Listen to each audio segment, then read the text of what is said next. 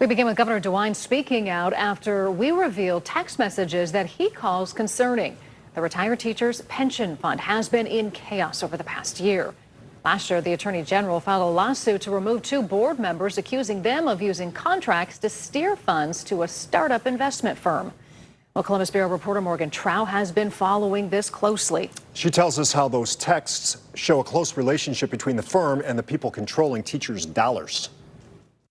While others have lost attention, you've stayed on it. For the past year, we have dug into and exposed the controversy swirling inside the state teachers' retirement system, a $100 billion pension fund for the more than 500,000 active and retired public educators in Ohio. Well, the only concern I've always had is for the board to function well and to make good judgments, do the best that they could for the retired teachers. And for the very first time, Ohio Governor Mike DeWine sat down for a one-on-one interview, speaking up about the alleged corruption scheme plaguing the STRS board. When you look at what you have been able to uncover, it's a very concerning set of facts.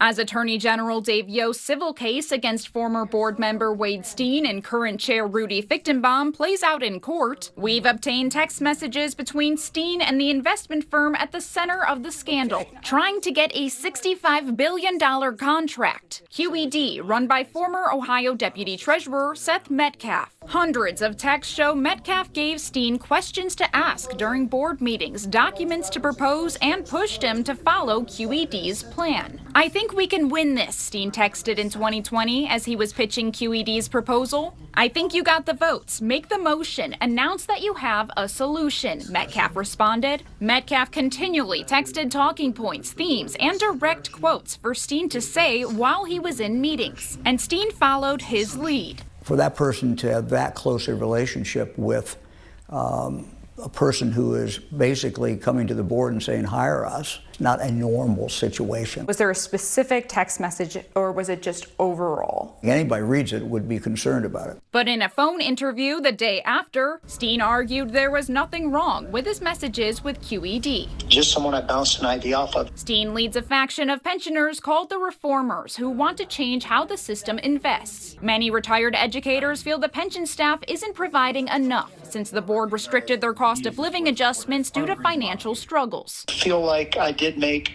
a small contribution toward fighting for teacher benefits for retirees. He raised concerns that educators have to retire later while pension staff gets bonuses each year. Metcalf declined an interview but did give a statement saying the evidence will show that QED's interactions with the STRS board were lawful, ethical, and appropriate. Seeking input or advice, that was all. And were you talking with other people during board meetings that were giving you direct quotes to say or that were giving you ideas on motions? No, I didn't. No. You believe that he could just be talking to them for advice?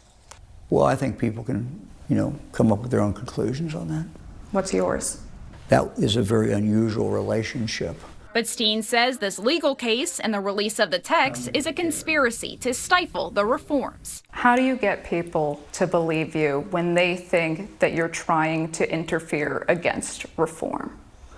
Well, I have no reason to interfere against reform. I have every reason to try to make sure that retired teachers, get a good deal. We are starting to see green shoots of the seeds we've sown, Metcalf texted Steen in 2020. And even now, as Steen has turned off the board, some of the sitting members are still considering giving a deal to QED. In Columbus, I'm Morgan Trow reporting.